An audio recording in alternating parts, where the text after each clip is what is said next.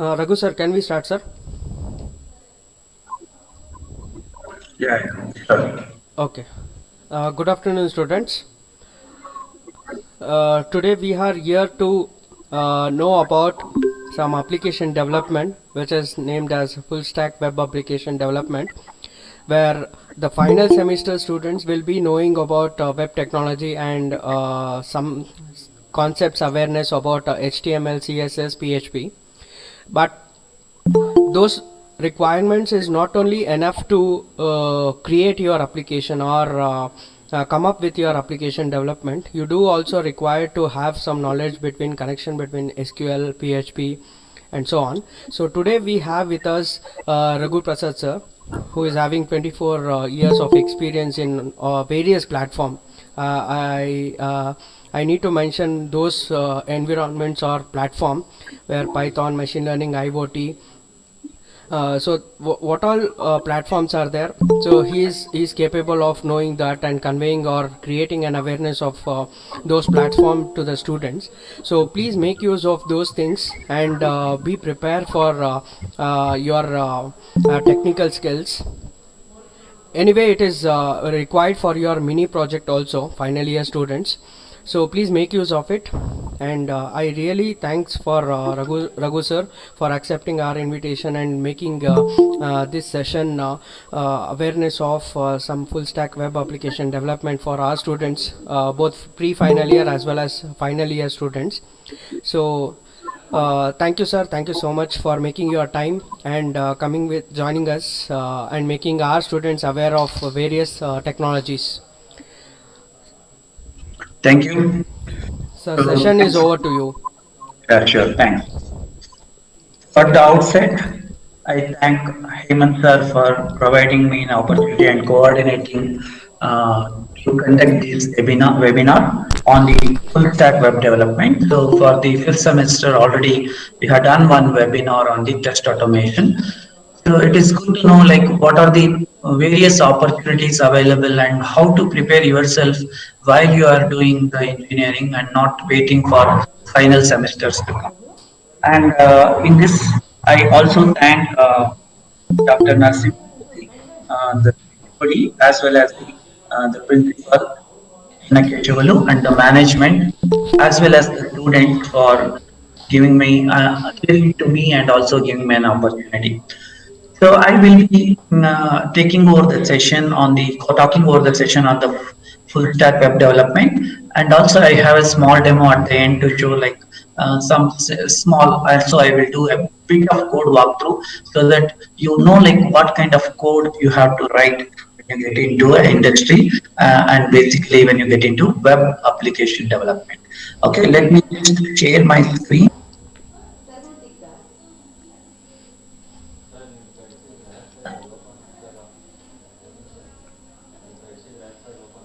ಎಲ್ಲಿ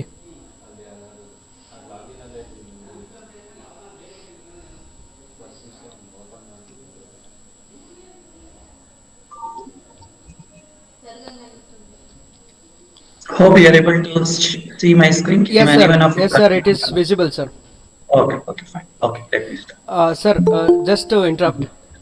Yeah. Students, please note down your queries at your place.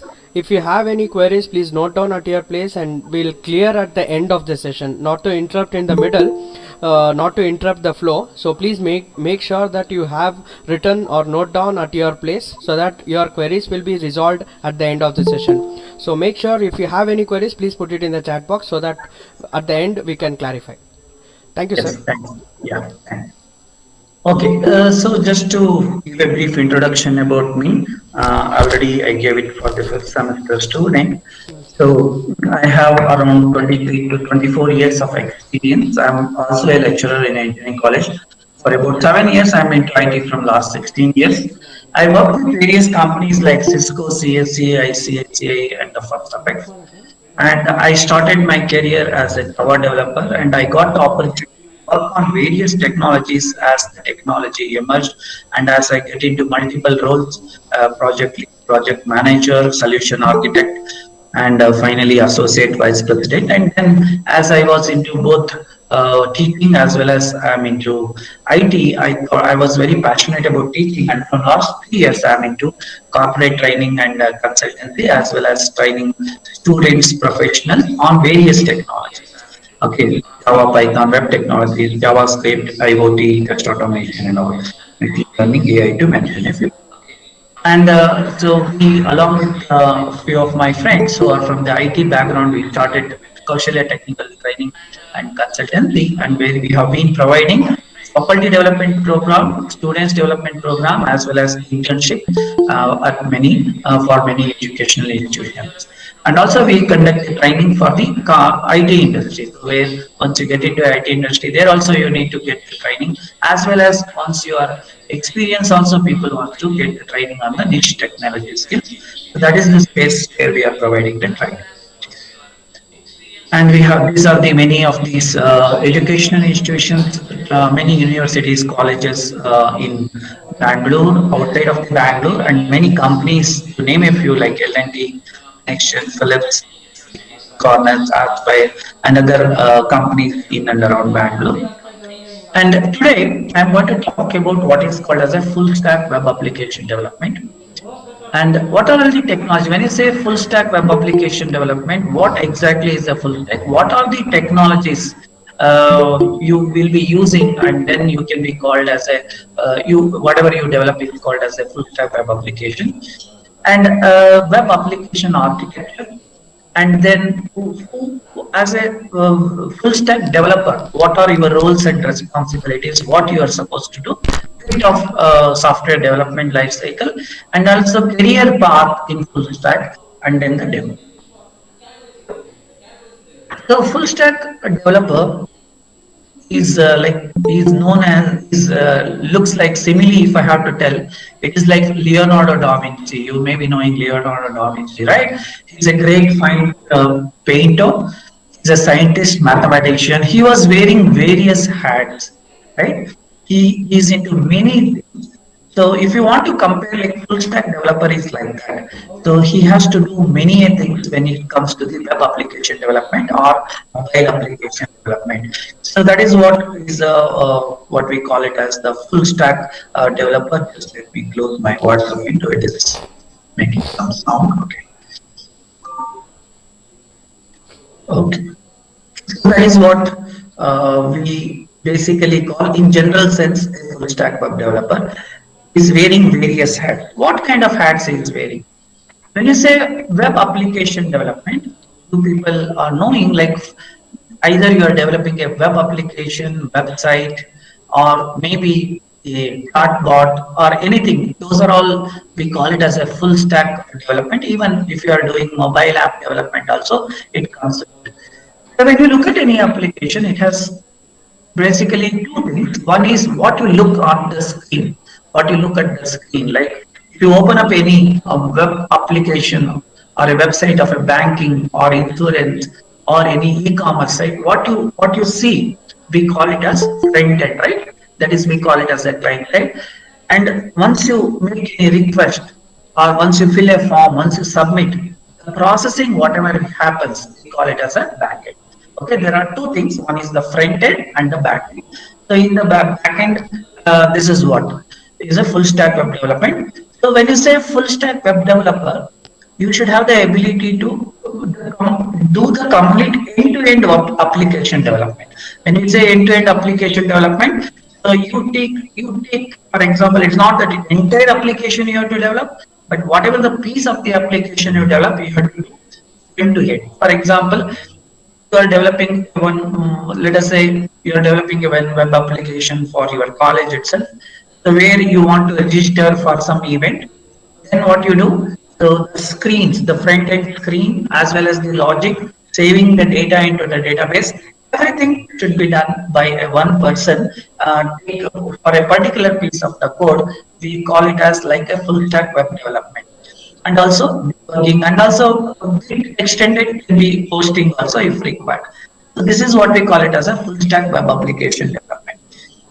So when you say full stack development, There are many things. So the front end, what are the technologies typically when you do a front end, when you want to develop a web page, what are the technologies you have to use? To start with, you would be using like HTML, CSS, JavaScript. So that is where you start with. But there are many other technologies which is used nowadays for the front end development that I will be telling in a while. Also, when you say back-end development, it is typically any programming language, be it Java, be it Python, be it .NET, or any kind of any kind of technology which you are going to Ruby on Rails or anything is the back-end. And when it comes to the database, any database, you know, broadly databases you have like SQL and no SQL kind of a database. When it comes to SQL databases, like you have MySQL or like you have no SQL databases like MongoDB. Bit extended, if you know, it would be good, like what is called as the dev app. So once you develop the application, deploy it. At least when you are doing the project, you should be, because no one else will come and help you to deploy it on a cloud or anything. So bit of cloud knowledge also would be good. Similarly, when you do the mobile application development also, there also like the front end is a mobile app and the back end again, it could be any one of them. The back end could be any of the technology which I will be mentioning going forward. So when I say it is like a full meal, you know, like you when you go to a hotel, you have full meal and mini meal. This is like full stack developer is a full meal. So very important for anyone to learn these things. So when it comes to the front end, one is, as I told you, you should be knowing HTML, CSS, JavaScript, and Ajax. Because see, when you look at a company, I worked in a company, many companies, right? So basically, as a developer, you go. When I also managed more than 100 people team. So many people like who come out of the college and join the company. What kind of jobs they are going to do? Either they will be developing a web application, or they are part of the mobile application development, or they are part of some testing, or they may be part of the deployment. Okay, these are the things nowadays you can be getting working in also data science and other streams. For any company, for that matter, even though mobile application development is required, but still everyone is having a web application. For example, you take any bank has a web application, right? Even though they have a mobile application, chatbot, anything. So very important as a person to do full stack development, because earlier what was happening, this is what I have seen in the industry. Earlier, when a person was only working on the back end, like for example, he was working only on only working on the SQL. So all his life, maybe 10 years, 15 years, he's only working on the SQL only. He was not knowing the front end technology, even he's not knowing other middleware technologies. So that was like that previously. Now what is happening with in a less time you have to do quick development. Second is many startups are coming. They want the person who can do all these things. They don't want a separate person for only doing this front end screen, someone doing the middleware, someone doing only the database. They want a person who can do all these things. So that is where the requirement is. Because I could see like when the people coming out of the college, they may know only some programming languages. Like maybe they know Java or C or C++. But nowadays it is very important because people will ask directly, I want a full stack Java developer, or I want a full stack Python developer, or I want a full stack, what you can call it as a JavaScript developer. So very easy to get into the industry, as well as when you can explore yourself when you are studying, you can develop your own application and things like that if you know the entire end to end. From that perspective, there are so many possibilities. You have to read everything not required. Select any technology framework. So when it comes to front end, basically finally it renders as HTML, CSS, JavaScript, and Ajax. And there are libraries which are built on top of them. So what are those libraries? Many libraries nowadays, you have JavaScript libraries we call like Angular. React, and also Bootstrap is the extension of CSS. This is for the developing a very good and neat what you can call it as a front end and jQuery, and then Fast again it is the CSS. So these are the few things which earlier, like traditionally, we were using JSP, Java Server Pages, ASP. Nowadays, I won't see many of the companies are not using those things, even though they are part of the front end. Okay, so maybe legacy projects or projects which are running from so many years still has them. This is the front end part. When you come to the back end part, it is predominantly any programming language plus the libraries built on top of the programming language. It is not good enough just a programming language. It is a programming language plus a library built on type of the programming language. What are the options you have? Either you can do PHP, on top of it there is something called Laravel, and the C++ is not much used in terms of the this thing. C sharp is in fact used, and you have Java and the library on top of it like Spring, Python, library on type of Python we call it as Flask or Django. JavaScript, we have something called Node.js, which is the runtime environment of the JavaScript. And you have various frameworks which are built on top of it, like Express, Django, Rails, Laravel, Spring, built on top of these languages, and the databases like Oracle. Some few are commercial databases, few are non-commercial databases like Oracle, MySQL, MongoDB, MSSQL, PostgreSQL, and all. So there are many mix and match like of the technologies. So usually like popular full stack, popular people will ask you, do you know mean stock? What is a mean stock? It is Mongo, Express, Angular, Node. This is one of the popular stock which is used for the full stack web application development. Similar, these are all the JavaScript. This is JavaScript technology. And then you have merge stock, which is merge stock again Mongo, Express, React. Instead of Angular, there is React and then Node. And then Django. Django is like Python. Django, it is a library built on top of Python, and typically people will be using like Django, Python, and MySQL, and then Rails or Ruby on Rails. Okay, that is where PHP, Ruby, MySQL, and then the LAMP stack. You may be knowing about the LAMP stack, which is Linux, Apache, MySQL, and then there is a mix and match of the stack. We call it as hybrid stack. Example, Angular as the front end, Java and Spring as the back end. Or React as the front end, Java and Spring as the back end. Or Angular as the front end, Python and Django as the back end. So there are many technologies you come across. Now the question is, do you have to go through all those things, or which one I have to select? There are multiple options. One thing is for sure, you should be knowing any one programming language to a greater extent. Which programming languages? It could be Java, it could be Python, or it could be JavaScript.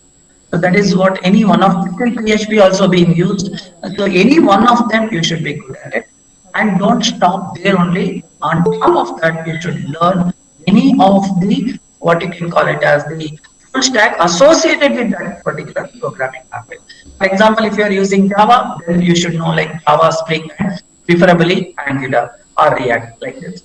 So any one of them. If you want to pursue your career with Python and Python with data science, it is very good to know even the full stack web development, because in data science also web application development is part of the data science or machine learning or anything, right? So there are many technologies. Not necessarily it is not possible to know every technology. One technology you can take and then you can pursue that particular technology, because once you know any technology, it is easy to switch to another technology because most of the things will be same. So now it comes to the generic web application architecture. When you say web application, so what are the things you will be having? So you have a site, right? Maybe a browser, like your browser. So you are accessing the application by typing www something, or if it is an intranet URL, right? So you have this, and when you make a request, the request will come to a web server, right? The request will come to a web server. What kind of web servers? There are different kinds of web servers you have. You can have Apache, Tomcat, okay, or like you have something called Nginx, and then Microsoft IaaS. There are many web servers. There is something called application server also. There are application servers from the top companies like you have IBM WebSphere and then Oracle WebLogic. Okay, so there are many application servers also. There is a web server, there is an application server. And on these, there are many web applications built on this, maybe using any of these technologies, maybe J2EE, Django, .NET, or else, and then you have a database to this thing. So this is what we call this as the front end, and this is the back end. Back end is where any of the programming language and the libraries on top of it, plus the SQL. So this is how a generic web application architecture will look like. Even you can access the same infrastructure using a mobile app. Only the mobile, the front end is different. When it comes to the back end, again, same back end is serving both the request of the web application as well as the mobile application, right? Both web application as well as the mobile application. So this is a typical architecture. So you don't end up only learning one programming language and only when you say Java or C++. Not only that, it is not good enough when you want to get into web application development. Any company for that matter, as I told you, when it has a web application as one of the delivery channel for its products and services. Right? Having said that, when it comes to the full stack, there are different full stack, as I told you.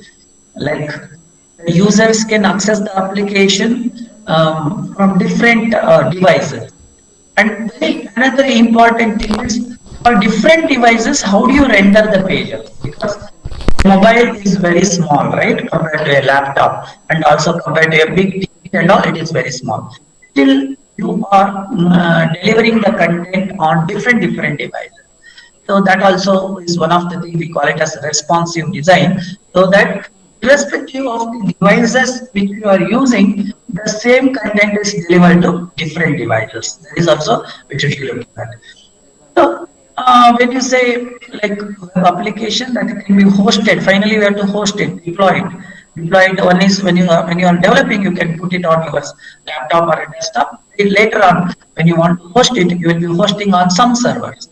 It could be Amazon, it could be Azure, it could be what you can call it as the Google platform or digital ocean, any of the platform you will be deploying. Also, there is something called Firebase, which is from the Google. So again, you have front end, back end. So if you look at a blueprint, like if it is JavaScript, if you are using JavaScript as a full stack web application development, what you should be knowing HTML, JavaScript, CSS, and Bootstrap, and then you should be Angular, good to know. And then the backend is we have something called Node.js. Earlier, what was happening? JavaScript was limited only to the browser. It was only limited to the browser. That means JavaScript is run only on the browser. Nowadays, what happened? They have taken JavaScript and they have put the JavaScript run in runtime environment on the server side also. That means you can run a JavaScript program the way you run Java program, the way you run Python program. Otherwise, we were learning JavaScript only on the browser. So that what happened, like many people, many companies are moving, transferring their technology stack from traditional programming to this kind of new technologies. Why? Because nowadays you have many real-time technologies. What is the meaning of real-time technology? Like you see Ola, Uber, or any of these food delivery apps. So you want the data real time, right? Suppose you want to know, like when you book a cab, you want to know where the your cab is, right? These are the real time data is happening. Like similarly, your Google Map, real time the data you have to go. The additional technologies like what was developed on Java or on .NET and all. So we call them as asynchronous. What is called as synchronous means this is called as synchronous. That means these technologies can do the can actually what they can do is they can handle more requests. they can handle more requests, they can send more responses in a quick fashion compared to the old technologies. That's why many technologies which was using the traditional technologies has moved to these newer technologies. Take LinkedIn, you take Ola or Uber, or you take any of them, they must have started their this thing with Java Stack or PHP, and they slowly moved to this technology like JavaScript technologies, where we call it as asynchronous, and it is much faster, much it consumes low memory, and it is much efficient. So things are happening, a lot of things are happening in this particular area. And when you say we have to which web technology to which web technology to select, so when a company decides like which technology to select, so they will look into these all these aspects. Suppose you are given a task of developing a application to manage an event in your college. Let us say, okay, this is a small application, and then that is the thing your professor has asked you to do. Then you have to ask so many questions to the professor or the lecturer who has given. So you have to ask them, give me the requirements, sir. What is the exactly you are looking for? What it has to do, right? That we call it as a functional requirement. What is a functional requirement? They will say, okay, let us say the aim is to develop a application, web application to manage a event. Then you will ask, sir, who are all the participants? How many is it inside Bangalore or within Bangalore, outside Bangalore? How many participants for the event? What is the rules and responsibility? Roles and responsibility. How can I take? Is it free or is it payable? Things like that. Those we call it as a functional requirement, right? And there are non-functional requirements. What is a non-functional requirement? We'll ask how many participants can participate, right? And then at a time, is all those events are happening at the same time? Things like that. So these are called as the non-functional requirement, which is related to the load which is coming on the application. So based on that, you have to select the proper technology as well as the deployment server and things like that. So when we want to choose a technology stack, whether company wants to go with technology A, maybe Python technology, maybe JavaScript technology, maybe Java technology, we will look into all these aspects: the functional requirement, non-functional requirement. When you say non-functional requirement, it's scalability. What is the meaning of scalability? Let us say you have developed an application. Today, only 100 users are accessing it. What happens tomorrow? Suddenly, it became popular. 500 people started accessing. I'm talking about at the same time, 500 people are accessing. Then how scalable the technology is, or how scalable the application you have developed. Is it do you have to rewrite something? And all those aspects are taken care. And also the availability. Availability means is that application should be available 24 bar 7. Is that application should be available throughout the year, right? And the security. What kind of security of the application? How the user is accessing this application? And the maintainability. So suppose if there is a change in the application, how quickly we can do the changes, how it can be easily modified, deployable and all. So these are the things the companies will look into when they say they have to develop, they have to get into a web application development using the various technology stack. Very important is the development type. How much time I have? If I use technology A or technology B, which is more efficient and also at the same time which will take less time to develop this, as well as how much is the cost of development. So all these aspects are taken when they decide on the technology, and also the existing resources. What is the technology already being the existing people? What are the technologies they know? How to upgrade them and things like that. So these are the few things the companies will look at when they want to decide which web technology stack to do. So once they decide, then comes the full stack developer. Then they will say, look, okay, this is the guy who is wearing various hats. As I told you, like in the beginning, so he must be knowing not only limited to one thing, he must be knowing many things. Okay, so then they will ask this guy, can you be part of my team? So these are all the requirements, and this is how you're started, right? So when you say full stack web developer, what is that you have to understand? What is that prerequisite, or what is that you should be knowing something technically, something non technical. The first thing is understand the customer need and develop a use case. See what customer wants. That is what should be. You should understand clearly. Okay, or your when you get into the IT industry, or when you are developing an application for your project, or you are part of a what you can call it as if you have gone to any event, right? Any hackathon, there also they are going to ask you to do so many things, right? First, you have to understand the exact requirement. What is that we should know? Then usually what people will do once they understand the requirement, they will come up with a prototype. What is a prototype? Prototype is just some HTML files. They will develop some HTML file and they will show it to the end user saying that look, when I develop the application, it will be like this. This is what is my understanding. Is your understanding is also correct? Am I going in the right direction? Because customer will say these are the things. For example, you go to a customer. The requirement is customer. Let us say he want to develop an application for his business. Right? Let us say he is into a business of, like for example, food delivery. So he is into a business of food delivery. He'll tell, I want to develop this. Then you sit with him, understand the requirement, ask him, sir, what are the things? What is the meaning of a delivery? So what kind of payment we have to use? How is the delivery process? Who has to pick up? And things like that. You will ask all those things.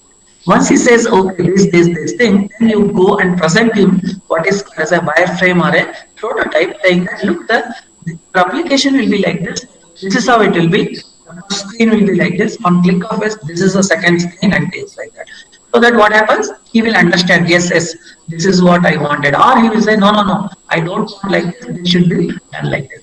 As I was telling in the other webinar also, when you get to the software development, the coding is only one of the part of this software development. It's not the software development, right? So there are many things goes into this. First, the requirement gathering, analysis, and coming up with a wireframe. And then here again, important thing is to ask the customer, so do you want this application to be rendered on a mobile phone? Do you want this application to be rendered on a big TV? Or what kind of delivery channels this particular application should be rendered? And we call it as a responsive web design. Okay, that is very. Then they start like developing the front end code, or someone will start with the back end code, and then understanding architecture, overall architecture of the project. What kind of architecture project we do? There are different architecture. I will be talking about the architecture in a while. And then you start developing the back-end programming, and then you interface the back-end and the front-end programming. When you do this development, you have to also interface with third-party software. What are the third-party software? Simple thing you are aware of is the payment gateway. Because nowadays, any application, any more web application, usually involving collecting money, they will be interfacing with the payment gateway. I will show you in my demo also. We have interface with one payment gateway. So, how to interface with the payment gateway? Those are the nitty-gritties you have to understand as you go and as you get into the technology.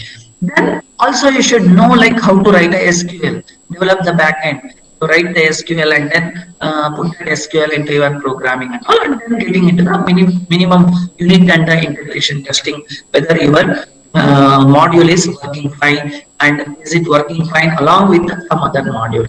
So these are the things, roles and responsibility. You want to develop a project for yourself, your college, or you're part of any hackathon, or you're actually getting into any industry. These are the few skills which are required. One is the soft skill, another one is the technology skill, right? So when it comes to the architecture, there are many architectures when you say web application development. So the architecture is like how the different parts of the application works and how they interact with each other.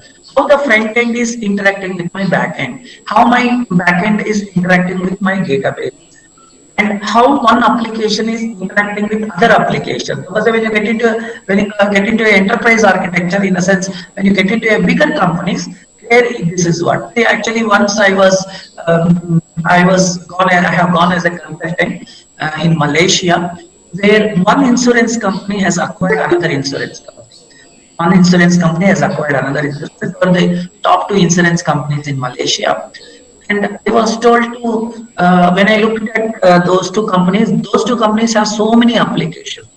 He told me to like normalize those applications, in the sense you have so many applications, and when we actually want to merge two companies, look at which application can be used. Can we use one of the application which is developed by a company A in another company? What are the changes are required? So I worked as a what we can call as enterprise consultant where one application is interfacing with that. You have to look into various architectures that is being used by those companies, like what we call something as service oriented architecture. There is something called model view controller, MVC, something called single page application, microservices, serverless architecture. These are the slowly when you get into the web application development, you come across these things.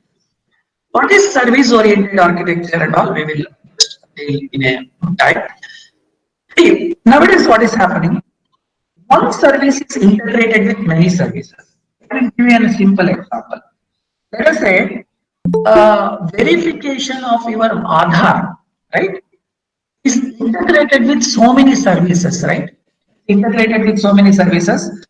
And when you actually you knowingly or unknowingly, when you give your Aadhaar number, many applications uses that Aadhaar number, and they actually talk to the Aadhaar identity technology team, in the sense either Aadhaar server, and they actually validate who you are. So simple thing is, when you go and when you want to buy a Geo SIM, or when you apply a passport, or when you want to go for any kind of government services, all these things happen. So then how it works? You are using one your application, how it interacts with other application. So usually they interact with what we call it as a service oriented architecture. Their application is created like a service. What is a service? You give your Aadhaar number, if a valid user is there, then they give you the Aadhaar details. Okay, you give the Aadhaar number, they give you the Aadhaar details.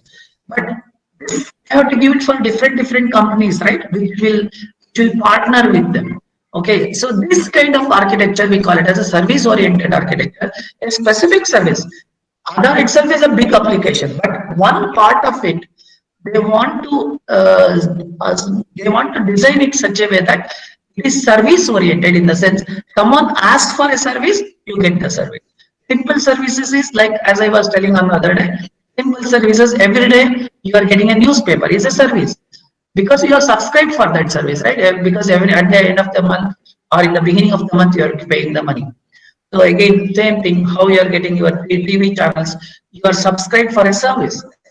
Same way in software also, there is a service oriented architecture where rather than highly coupling various components of an application, it can be actually organized such a way that this particular component can be accessed from another component. That we call it as a service-oriented architecture, or we call it as SOA. Sometimes you come across with web services, right?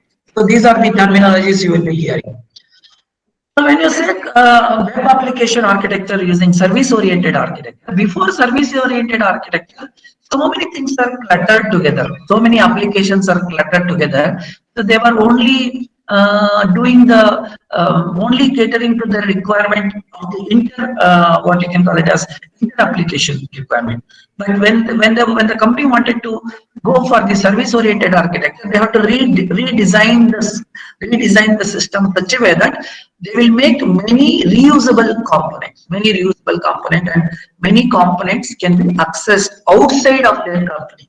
That is what is one of the architecture is called as, we call it as a service oriented architecture. I think we will be hearing something of this once you get into full stack web application development. That means many of the things are reorganized or rebuilt. maybe when you get into web application development, when you go to a company where you want to do, maybe you are involved in this kind of activity, where a company is having an application and they want to go global, or they want to open up the thing, then they have to reorganize, because they want to have so many delivery channels, delivery partners, and all. Then they have to reorganize the program. This is what we call it as the web application architecture. One of them is the service oriented architecture. Okay, so this is one of the architecture. So then you will be using services, web services to do this architecture. Something called RESTful web services. What is called as a RESTful web services. It is where you say maybe the Aadhaar is also designed like that. You give the Aadhaar number, they will give you the details of it. Just to give an example, what is a web service or how these things are there. Many what you can call it as many news channels are showing the temperature, showing the weather information, right? How do they get the weather information? So from where they are getting the weather information? So usually this comes as a service. In order to show one service, let us say there is a application called as weather map. Just see, there is something called weather map.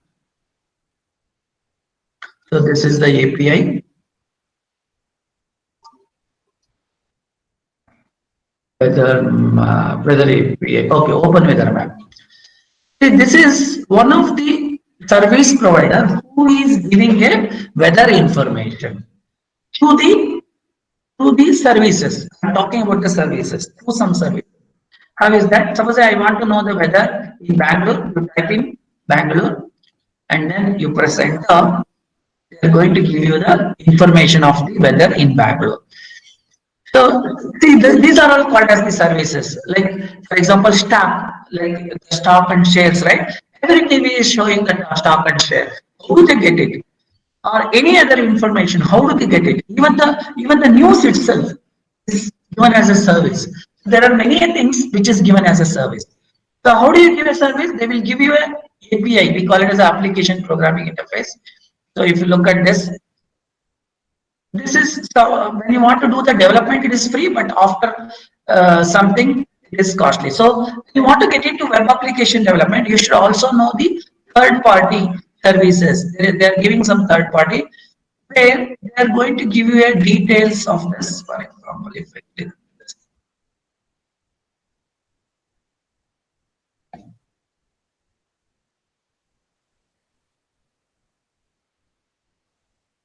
So these we call it as the web services.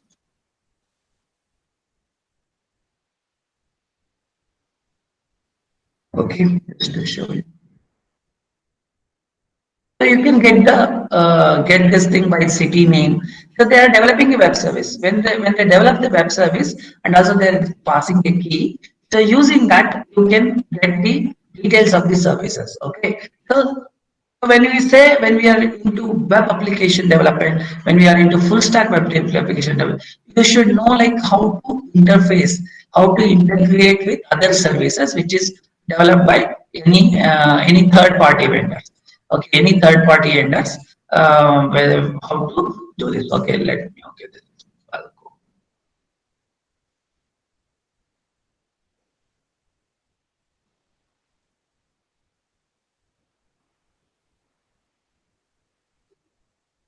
A minute.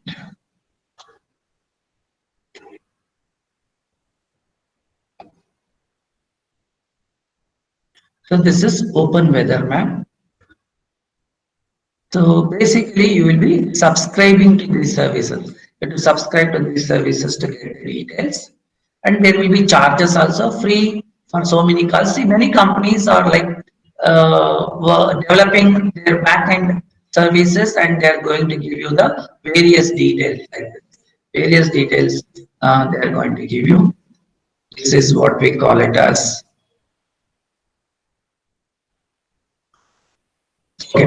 So what is the point I'm trying to make is when you basically like you should know like how to interface with the other parties in order to get the details by having a security mechanism. Obviously, there should be security mechanism where you will be giving the details and you will be giving the details information about this and you are getting this. Okay. So this is what is one of the service we call it as a open weather map, which is going to give you the weather and the forecast also. They are going to tell you the forecast and all the details they are going to give. This information exchange happens through web services. Okay. This is one of the architecture which they will be using. This is like that. There are so many services are there. You have to put that services into your system. That is also part of the. So in order to interface with this, we are using what is called as a web service. What is a web service? It is a program running on your web, which give you some which give you some information based on your input. Based on your input, it will give you back the some information. That is what we call it as a service or a web service. So they are going to give you the details about the information. And there are some other architectures also. So there is different kind of architecture. So most of the web applications you develop, they work on three-tier architecture. We call it as a three-tier architecture. So we call it as a MVC. You must have heard or going forward you are going to heard. Here, what is MVC? V is the view. View is what you people see on the screen. Now, what we are seeing on a web application, we call it as either it can be HTML, JSP, or ASP or anything. That is what we call it as a view. The model is nothing but the data. Between them, there is a controller. Controller is like a air traffic controller or even traffic controller. So what it does, it controls the flow, right? So that is what it happens. Similarly, in a web application, when you make a request, suppose you want to register for a register to a application, you make the as a user you register. Then what will happen? The request will come to a controller. So controller is like, as I told you, a traffic controller. What you do, the request will come, it will route to a program which will handle that registration process and then saves the data into the database handling the registration. Similarly, you want to log into a system and then you want to buy a product or you want to get a report. So internally, the architecture is like this all view is nothing but the screen, whatever you see, and once you in the screen you fill something and you submit, it will come to a controller.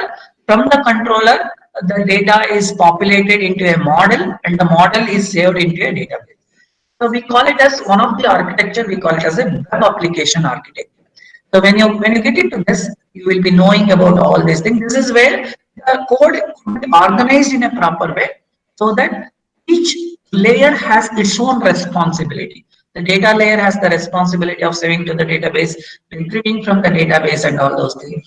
Controller is actually controller has will redirect the request to the corresponding what business units, business logic. It will business programs. It will redirect to, and then it will populate the model, and then the data is saved. This we call it as a web application architecture. We call it as a model view controller.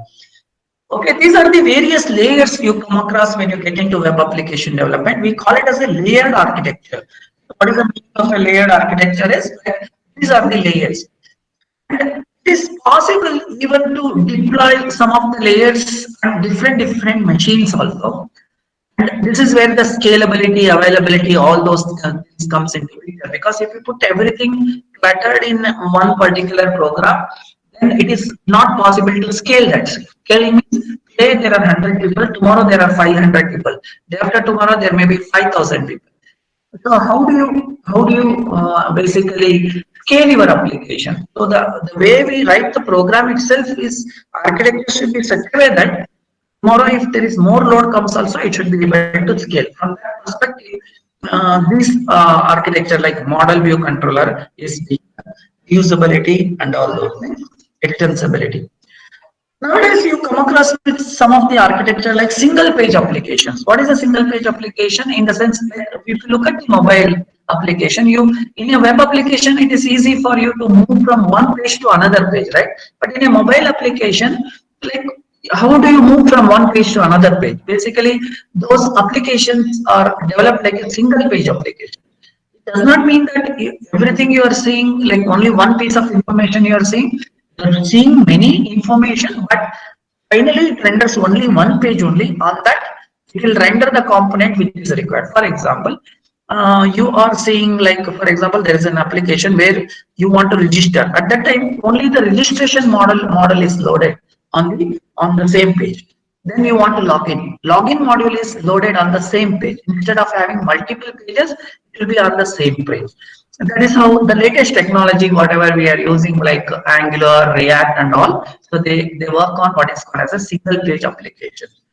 Okay, so this is where this kind of architecture is used. And in case of the single page application, like nowadays when you watch any what you can call it as a sports channel, so they watch an IPL cricket match or like a football match, EPL or anything. Someone hits a runs or anything, the screen is not flickering nowadays, right? Earlier it was not like that. So when you are watching a match, in the sense I'm not talking about the video stream, I'm talking about the live score. When you are looking at the live score, it won't actually refresh. Refresh in a sense, the entire screen does not get refreshed. So that is where we are using something called Ajax asynchronous JavaScript object, where if there is any changes, if one particular person hits the runs, back end and we will getting that particular event, and it seamlessly updates only the portion of the page. So those things, those are the few of the architecture technologies you will be using. We call it as the Ajax asynchronous JavaScript and XML. Okay, these are the few things we are using when we are using a web architecture. So nowadays people are talking about something called microservices. Again, this is instead of having a big monolithic application, the applications can be broken into smaller pieces. And only this, if there is any change in the smaller pieces, that can only be deployed. Okay, that is something people are talking about nowadays called as the microservice. So these are the various that is typically used in like online shopping or bigger systems where if there is small change is happening rather than bringing down the entire system, so they can only piece of the part can be patched down. Otherwise, you have to make the entire application down, right? So that is very like in an application where it has to be running 24/7, there is a problem. Those kind of a scenarios, we are using something called microservices, where one particular application is drilled down into smaller part, and smaller pieces can be like changed, can be deployed without affecting the other pieces. Okay, this is another architecture, and then we have something like serverless architecture. Nowadays, you have like cloud environment where you need not to know like what server the application is deployed. Only you put into your application code, then it will be deployed without you people knowing what kind of a server it is being deployed. So that is, we call it as a serverless architecture and all. So what is that point I'm trying to make is when you say web application development or full stack web application development, one is the technology. Second one is along with the technology, which technology you have to go, and then you should also be knowing bit more about what kind of architecture you will be using it. Maybe in your theory part, when you are studying or web application, you may be knowing all this. There may be small statement or small sentences about web services, SOA and all. Better you can go ahead and just explore and experiment what is a web services, how it can be done programmatically, things like that. So then your knowledge would be cemented. Okay, so that is what is very important. Exploring is very important rather than just the theoretical knowledge, right? So that is what is very important. And when it comes to the application development, on the other day also I mentioned, just to mention the design, I mean the development, the coding is only one part of the application development. That is like knowing waterfall model or any other model, agile model and all. So nowadays, very important coding may be around 30 to 40% of the development life cycle. When you get into a company, it's not just only coding. They will first thing they will ask you to go through some documentation. You should have a good patience to go through the documentation, understand what is that written, understand what are the requirements, understand some technology terminology. Like nowadays, even when you go to a company, what they do, they will give you some UML document. That is a design document, right? So unified modeling language. That may not be taught in your college or in your regular syllabus. But those are all very important. Like when you go to a company, the first thing they will ask you, go through these documents and come back. I will ask you some question. What you understood? Okay, and also maybe you have to go back and ask them. Okay, I have not understand this. Can you tell me, explain me this? So those document may not be in plain English. It is in a design document. Okay, you should also like know how to read the design document, which is a UML document. We call it as use case document. We call it as high level design document, low level design document. So many aspects are there. It is not just going directly doing some coding and things like that. So the requirement document, they will ask you to go through. They will ask you to go through some of the architecture document where they will be putting like this kind of diagram. Why I told you all those things, they will be putting some kind of a diagram like this, which you may not be able to understand. Then you should know, like, at least you should at least understand what is being written here, what are the relevant information being provided.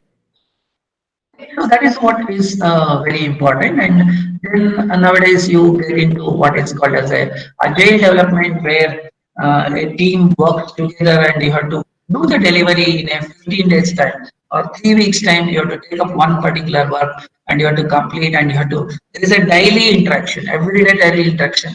There is a daily interaction with the customer or the product owner and things like that. So you are part of a team when you get into this kind of a web application development, or for that matter any development, where every day your progress will be monitored. It is not like every day is very important. So that's why very important when you are having very good time in your colleges, when you are studying, also look at these technologies and see how what is happening, because when you get into the real world, what you studied and what is the expectation, maybe there may be quite different, or there may be what you can call it as a gap in the expectation.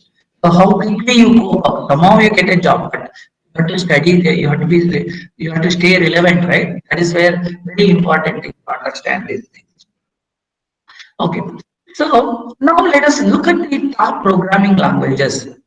So there are various places where you can get this information. You can look at the top programming languages in the Stack Overflow. Okay, the Stack Overflow, you people may be knowing, like those who are into coding and you have some problem when you are doing a project, you look at the Stack Overflow, right? As per the Stack Overflow, the top technologies in 2020 are JavaScript technologies, then Python and Java, and then C Sharp, like this. So this there may be a fluctuation here and there. So very important is to learn the JavaScript technology, because when I was working with when I recruited many people like from the colleges like you, so the people who have moved to these JavaScript technologies, their salary also has increased, and also they got very good opportunities. So things are changing. JavaScript has become a very key technologies nowadays. When I say JavaScript, you should know JavaScript and languages on top of it, libraries on top of it. Like you have Express.js, what is that? React, and then Angular and things like that. Similarly, Python and Java, and common things are HTML, CSS, SQL. See here, HTML, CSS, SQL is a must. Okay, that is a must. So you should be knowing all these things. So what I'm trying to say, suggest you is like, if you want to get into a full stack web application development, obviously you have to get into that, or mobile application development, or anything you are put into some project where this is that, which is mandatory, which is good to have. With my experience, mandatory is HTML, CSS, JavaScript. Just go through W3 schools, whatever is there, just learn. That is a good starting point for you. Okay, so JavaScript is not just doing some alert and all. You should know like what is a function, what is a data structure. Understanding data structure is very important. What is a list, what is an object, and all those things.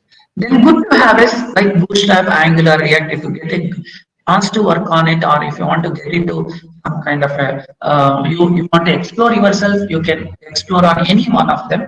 Bootstrap is a CSS framework, but from the technology perspective, from the front end, either Angular or React. When it comes to the back end, it's mandatory you should be good at one programming language. When you say when good at one programming language, what is the expectation? One is you should be knowing object-oriented programming. That is a must. Second is using the data structure, like what is a list, and then what is a set, what is a map. Okay, how do you populate the data? How do you populate the data into this data structure? How do you put your object into this data structure? How do you retrieve the data? Very important. That is what is when you get into the real programming. This is where everyone is looking at this. The collections, right? This is where it is very important. Then good to have is like any of the framework. If, let us say you wanted to pursue your career in Java, Java plus Spring Framework first. Don't just leave it as Java, Java from Spring Framework. If you want to do it web development in Python, Python plus Flask. If you want to use JavaScript, it is Node plus Express.js. So you have to go bit beyond just something. This is what is the need of the hour, and it will be really good. You can do your own project. Okay, and as a student also you can do your own project. You can learn money also. Like nowadays there are many freelancing jobs are available. People are students are there while they are studying also they are earning because there are many jobs comes up. They want you to do some bit of code and they can give you the money also. And when it comes to the database, SQL learning SQL is a must. On top of it means SQL plus any of the database. So maybe MySQL or Postgres. Good to have is like some commercial databases like Oracle or NoSQL database like MongoDB. And very important is to know the Git. Okay, so source code, source control. You should, I think you should, everyone should be having your own Git repository, right? It's a very much because nowadays what happens like people wants to know like what is the program you have written. Show me your program. Show me what you have done. Okay, show me what are the projects you have developed. Suppose once you pass that level of clearing some of the written test, the next thing is they're going to ask you, show me the program, whatever you have written, and show me your Git. And if you are having a good, like if you are deployed your one particular application on a cloud, give me the URL. That is what they look at. So very important, not just to limit yourself to whatever you study in your theory subjects or the practicals lab in your college or as per the university syllabus, just look beyond that. So that is what my suggestion is. That is what you have to look for. So that is where you can build your career path in a fruitful way. Okay, so now with that, I will just show you a demonstration, one particular application which I have developed for a NGO where we have integrated some payment gateway and all. It has just to show you like what kind of code will be there, not to just make you understand everything, but when you get into when you get into a real project, what kind of code will be there. That is just I wanted to show. So now before I will show you one application.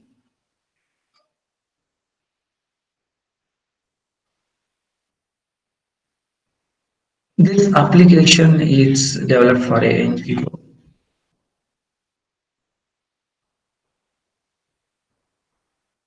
It's called ecp10.org. I mean, you are actually doing a lot of work, and this is developed on Angular as the front end, and the back end is what you can call it as the Spring framework. Okay, so the entire thing is developed, and then you can go and do the donation, and where we are interfacing with the payment gateway. Just one piece of the code. So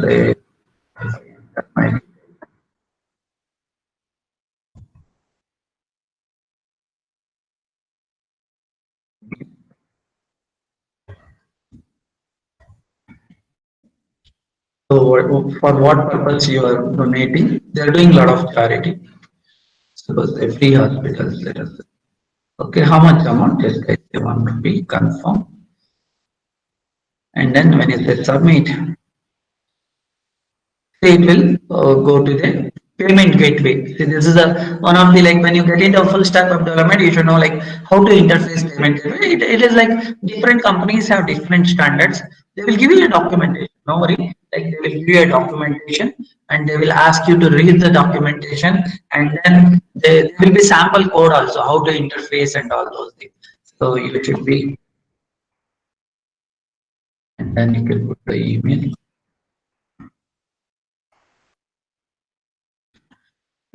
and then proceed. So this is a Razor Pay. The Razor Pay is one of the payment gateway actually which has come up very well recently. So many companies are say now after that you have to select any of the options like credit card, debit card, net banking, and all those things. Any of them. So this is what is one of the application which I developed recently. And so if you look at this code, just to show you like what kind of thing this is developed as I told you on Java, and the front end is on Angular, and the back end is Java.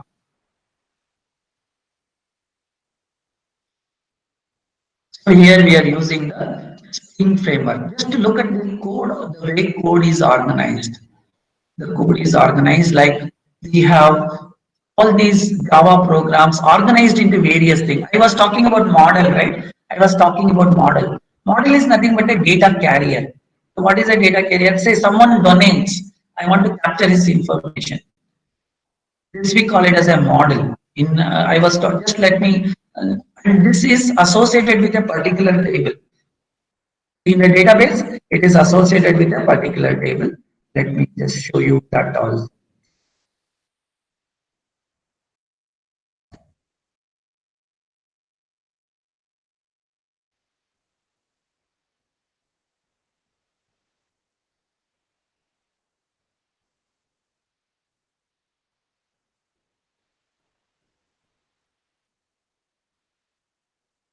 Okay, it is opening the workbench.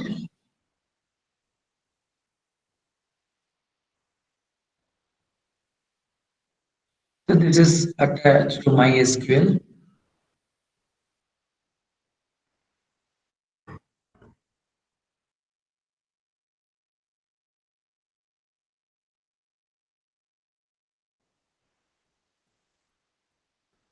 This is a simple application. It does not have, I mean, the screen looks small, but from the functionality perspective, not much.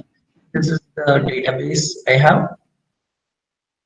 It has these tables, like one is the donor details, another one is the service list and all. When you look at the donor details, these are the information. So when I save this data, so I will be getting the information like this. This is what is stored. See, when I say model, I was talking about the model in a web full stack web application development. So this is what is the model I am talking about. This is where the data is captured and it is mapped to a particular table. Okay, so this is what is mapped. Each field is mapped to a particular table. But now the thing is the data should come to this particular table, right? That is what I was talking about a controller, right? This is the model. And nowadays, even you need not to write a query. There are some frameworks where it will directly generate the query for you. If you do this mapping and all, it will generate a query for you. Something in Java we call it as Hibernate, where it is directly mapped to this. So this is what is one of the architecture. Let me go back to this, and I'm talking about this MVC architecture.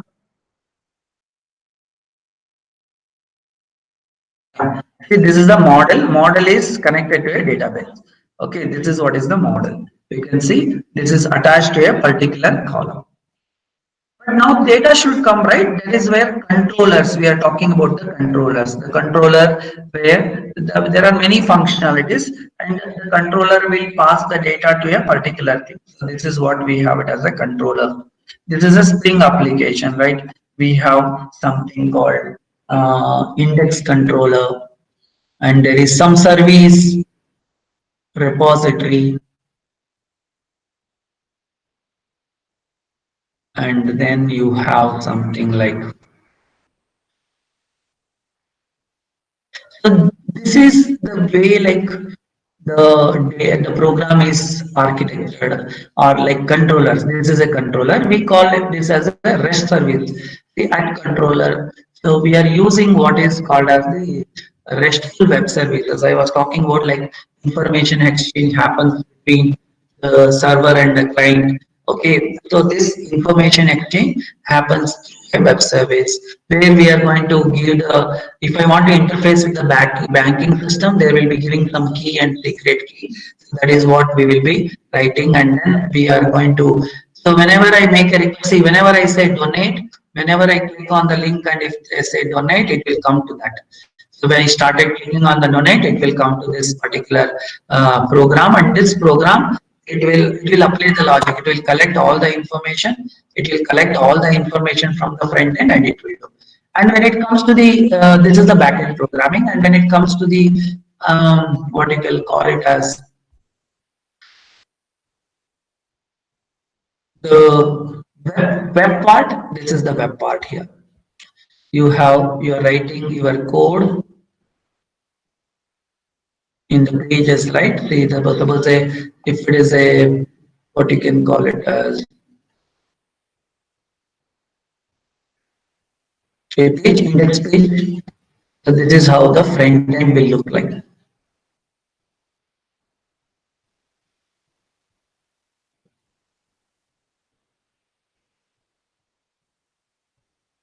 So this is what the front end will look like. Here we are using Angular 1 and then with this.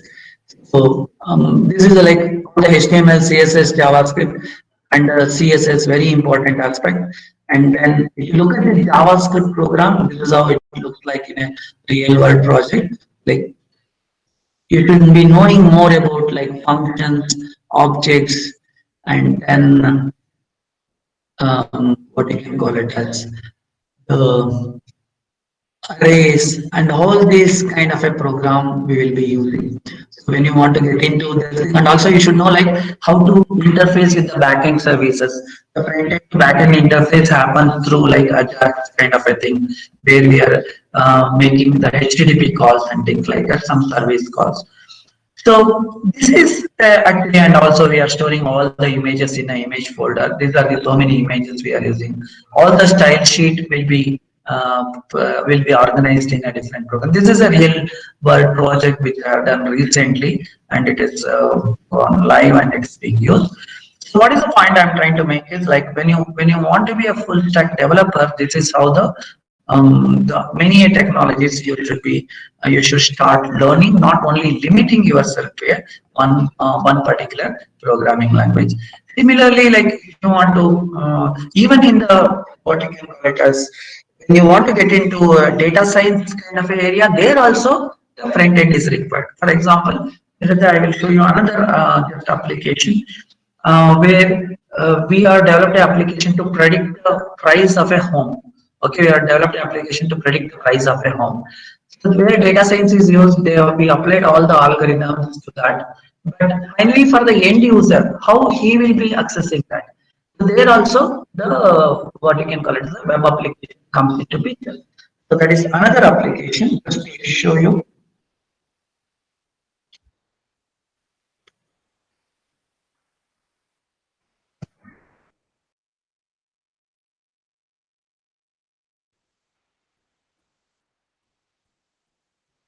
So this is developed on what you can call it as the front end is mere HTML, CSS, JavaScript. Back end is Python Flask. In this program, you look at like client side. That's all our HTML, CSS will be in this, and we have a model. This is the what is data science, and this is machine learning, and this is what is the data we have. Say, let us say we collected the information about the home prices of various parts of Bangalore, and we want to build a system where we wanted to predict the home price using the machine learning. Okay, this is what is the data we have. This is the way when we say data science or machine learning, we'll be collecting this data. So they had given various data like area type, availability, location, what's the kind of the home? Is it a 2 bedroom, 4 bedroom, 3 bedroom? What is the square feet area, and then what is the price of this? Okay, this is the data which our model will take, and then model will predict.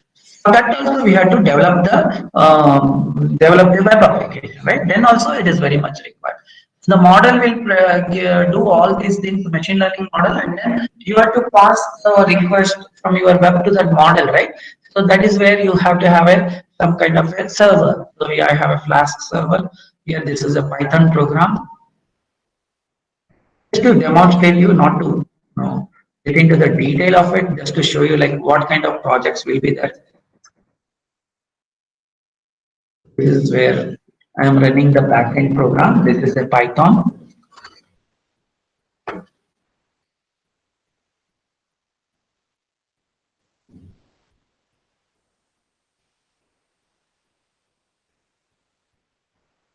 Okay, my Python program has started, and this is my client.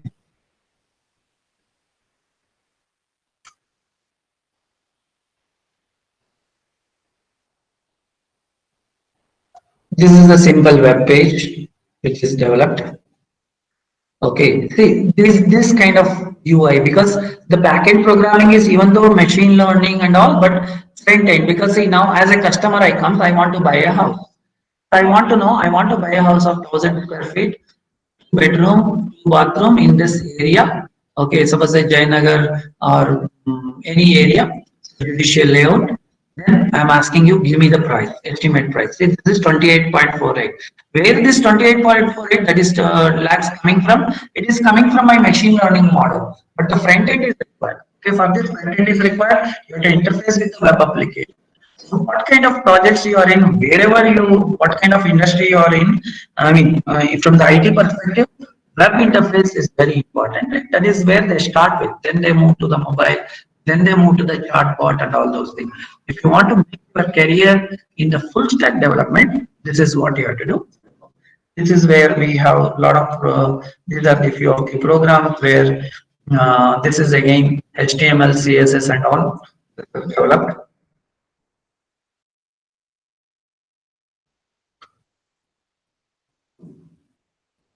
And some of them are Python program. So I showed you like various layers, like in this, how it is upgraded and how it is done. So this is where our JavaScript, the JavaScripting, and this is the HTML, CSS. Okay, if the code is properly organized, this is what you have to get into. So when you want to get into like this kind of programming, you're ready for a job, job ready, or you want to do your own thing, you want to start up something. Few of the technologies you should be learning and mastering. So one of them is the full stack web development. You can select any of the technology which you want to do it, but you should get into the detail of those technologies so that you can independently build it. That is what is very important. So with that, actually, I have all these program source code available in my uh, these are the few things I suggest you to people to do. So if you can look at my website where all the source code is available. If you want to get into all the videos, YouTube also is available. This is the website where I will share you this. You have like Git, whatever I demonstrated, all those programs are available except for the one commercial one. So my YouTube channel and all everything is available. Let me just see where I can get it here. And also the Git, I was talking about the source code, right? You should be having your own Git. Like this is my Git. You can also create your own Git. You can put all your source code there because someone wants to ask you like what and all you have done. You should be able to show, demonstrate them. We have 44 repositories and what kind of programming I have done and all. And also I have my own YouTube channel. You can subscribe to this also to get all these technology channels.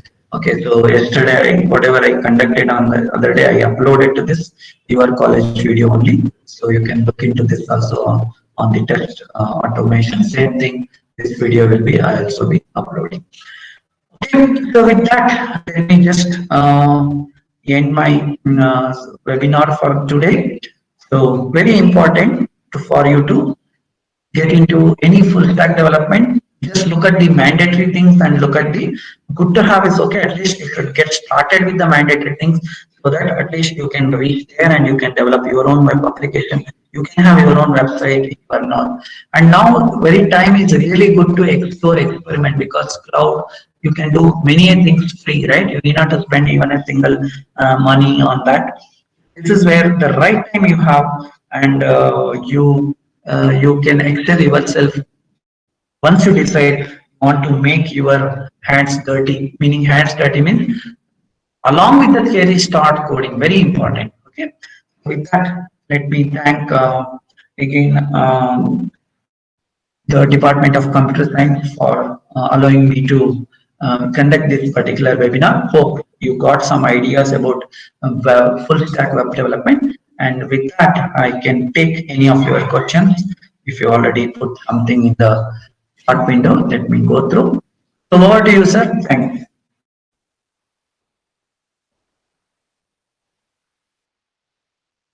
Do you have any questions or anything? Please put in the chat window. Hope I should be able to address them.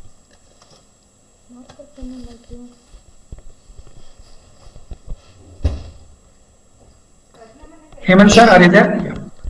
Yes, sir, I'm here. I'm just waiting for students to Yeah. raise their questions.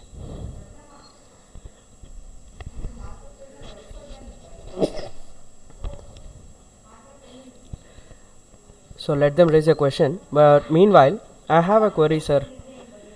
Sir, as you mentioned in the PPT, where you mentioned to have a career path, you need to have a prerequisites, where you mentioned Angular or React.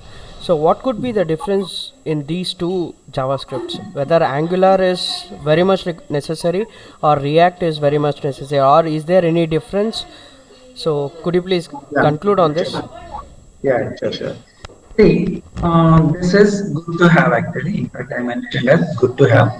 Okay, so from the perspective, good to have, and it is like whether it is assumed that if you relate them to automobiles, whether good to have a Maruti car, whether good to have a Hyundai car. From that perspective, it is like this. So both of them, like what you can call it as Angular or React, are developed on top of the Java. Angular, as you know, it is developed and managed by Google, whereas React is managed and developed by Facebook. They all started as in-house development, and when they find it is working for them, they release to the outside world. And there is a difference between Angular and React. Angular is a full-blown framework. We call it as Angular as a framework, whereas React is a library. There is a difference between a library and a framework. When you a framework, multiple things you can do with the framework, whereas here as a library you have to import many other files from outside of the React, whereas in Angular many things are there.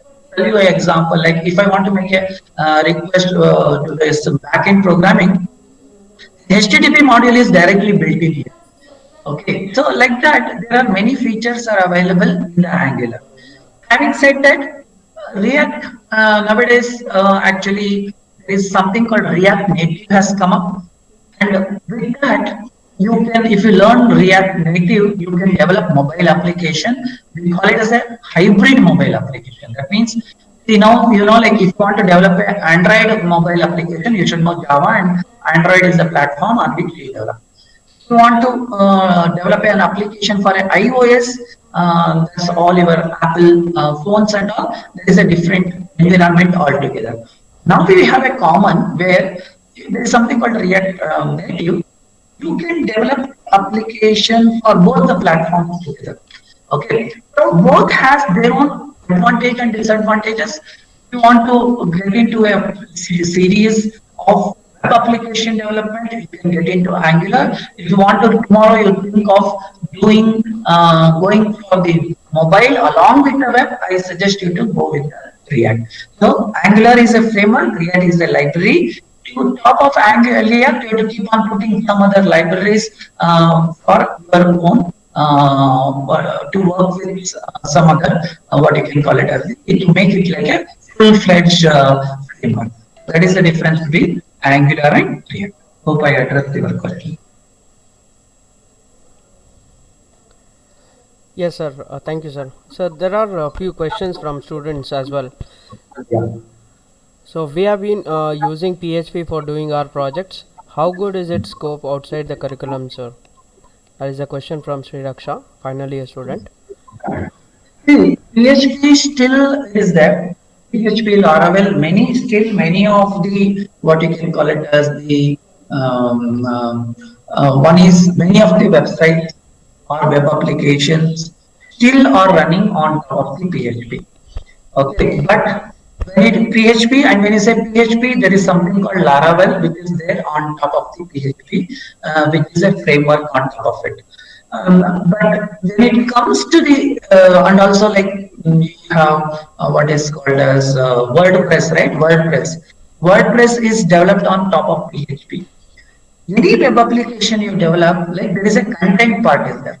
Content is there, right? Content means what? See, as a developer, you develop something. After that, your customer has to put all the content, right? For that, you have like WordPress, some content management system. WordPress is among one of them, Drupal and all those things. From that perspective, still PHP holds good. Still PHP is there. But if you want to develop any application that is not very content driven, but mostly data driven, in those cases you can use this latest technologies, what I was talking about. But still, around 80% of the website runs on what you can call it as WordPress, which is there on top of the PHP. If you want to pursue like career, PHP, like you should know, you should slowly start understanding how to create a plugin. There is something called plugin and all those things. Okay, it is that, but as I told you, from the content management perspective, from like doing small projects and all, it is there. But people are also doing some bigger project on that. It is not, it is there. But if you want to develop a real time kind of application, then nowadays like these JavaScript technologies are much more preferred than. Okay. Is only Python language enough for full stack development? Yes. Python plus, I told you, no, Python plus Flask or Django. Plus HTML, CSS, JavaScript. HTML, JavaScript, CSS, and all those things. Could you please share the PPTs? I will put it into my website or in any of this, what you can call it as. I can create a repository for your college. Please, you can actually follow my feed, and definitely I think I can share the PPTs also. Okay, or please also subscribe to my YouTube channel. Definitely I will upload this thing also. That is the only requirement I want you people to just to what you can call it as subscribe to this and also follow the Git repository. Okay, hope I addressed your question. Any other questions?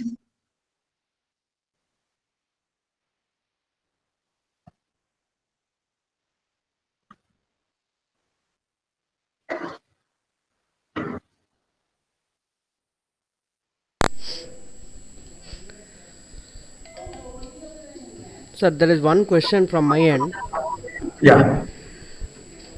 So, how good opportunities are outside when it is with related to software developer as well as full stack developer? What is the difference between these two? Since they are both working on front end, back end, same. So, how these two are different? See, when you say software developer, it is a generic terminology. Okay, you can be a software developer, you can only work on database. You can be still a software developer if you only work on the server side programming. When I say server side programming, only writing the business logic. Okay, I explained you the project, right? I showed you the various code. Some code is in the database level, some code is in the business layer level, some code is this thing. You are called as a software developer, like either just yourself writing only the backend, only the query database, or you are developing only the front end. Okay, still you are called as a what you can call it as this. See, there are some companies which are what you can call it as doing this from so many years, so they are restricted themselves to that. For example, if you take some people working in a project in IBM and all, from last 20 years, they are only into like, for example, backend programming only or database programming only. But if you want to get into those kind of companies also nowadays, see, I provide training to various companies, right? They also ask, even though they may give you a project, they may give you a project where you are only working on Java, and you are working on only on what you can call it as the writing the business logic, but still they want you people to train on various other aspects like front end, back end, and this thing, because we never know where they are going to put you into. So from that perspective, still, if you are good, one thing is for sure, you should be good in one programming language 100%. Wherever you want to go, okay, wherever you want to go, full or better. If you also good in the SQL, those are the two things. Other than this, if you learn something extra, it is like a bonus because let us say you are working in a project and that project comes to an end. And after that, what they will do? They will look for the opportunity in another project. That is what really happens. And the people who actually skills themselves, skills, they will be preferred. So from that perspective, I won't see much difference in that perspective because nowadays people are looking for you to know at least good in not one technology, good in more than one technology. That is where the people will prefer. That is having said that, all of you may not go. It is good that I am happy all of you go into top level companies, but there are many companies challenging. There only there are some problem is their problem in the sense when you go into very big project, some of you may end up in doing maintenance kind of a project where there is not much challenge. But if you want to challenge, you want to get into a startup kind of a environment, or you want to get into mid higher kind of a company where they expect you to know the full stack development. Okay, if you want a challenge, you do it. But you still want to stick to a one particular programming language and you want to do it, there are also options are available. But only software is so dynamic, it is better to learn more than one technology or at least full stack or any of the one or two things so that there are plenty of options for you. Okay, hope I addressed your question.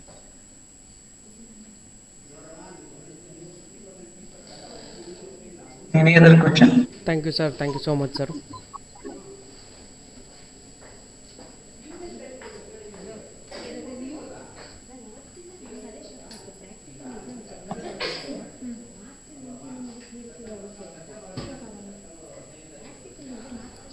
Okay, so let me know in case you don't have any questions.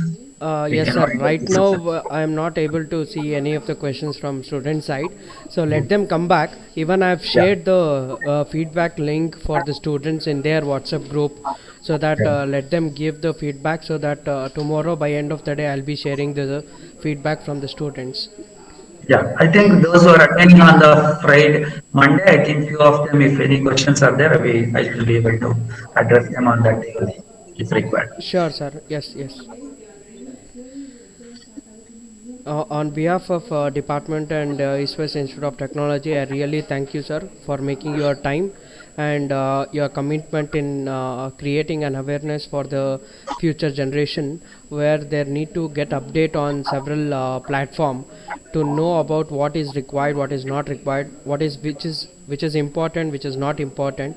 So which needs to have some interest and which needs to have lighter or not note. So once they start with the theory session, including practical and coming up with their own projects is mandatory. That is a skill set where the students are going to upgrade themselves. So thank you so much, sir. We look forward the same support from your end. I really thank you for coming and giving an session on full stack web application development. Thank you so much, sir. Okay. Thanks for having me here, and also thanks to the students for your patient listening.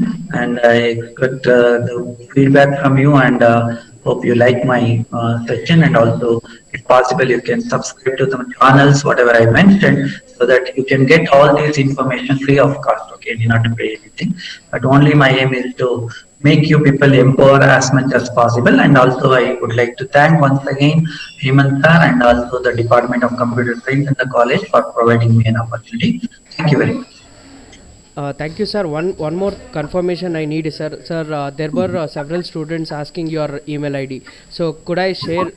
Yeah, sure, sure. You can share. Yeah, you can Okay, share. sir. Thank you so much, sir. I'll be Sure, sharing the students so that if they have any doubts, they'll be sending you an email. sure, sure. Thanks. Okay, Thank you, sir. okay.